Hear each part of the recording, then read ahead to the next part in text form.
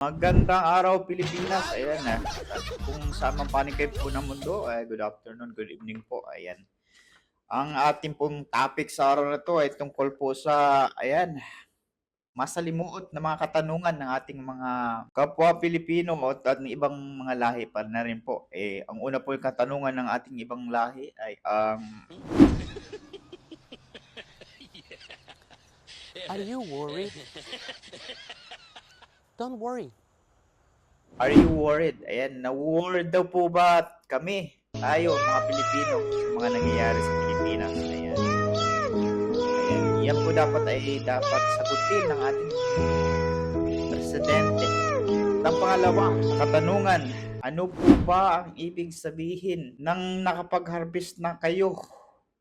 Nakakatanim lang. Meron po ako ipapakita ng video. Ito po ba ang ibig sabihin nyo? Buti rin, nakapag-harvest na tayo dito. Sa amin, nakapag-harvest na kami. Kakatanim lang eh. So, hindi, buti na lang yung timing, hindi yung bago aani, nakapag-ani na tayo. So, kung yung... At pangatlo po, ano po ba ang ibig sabihin ng bagay po sa Pilipinas ang solar? Kasi kahit umuulan, may araw pa rin. Mayroon po ba nangyari yun? bagay sa atin ng solar dahil alam naman ninyo, kahit umuulan, may araw pa rin. Ano? Kahit umuulan, may araw pa rin. Ano? Ito? Kahit umuulan, may araw pa rin.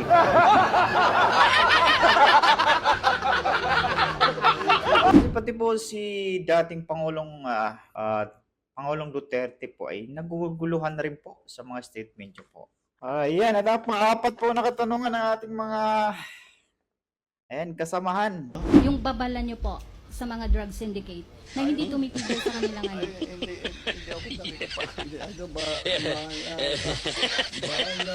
Sige na, gumawa. Basta tuloy-tuloy lang kami. Aabutan din namin kayo.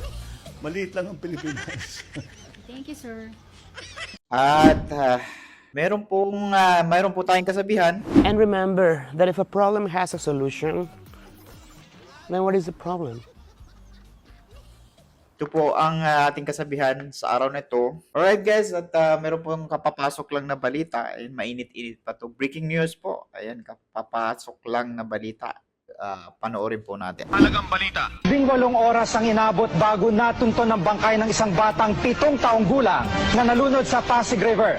Aksidente lang umanong nahulog ang ilog sa bata.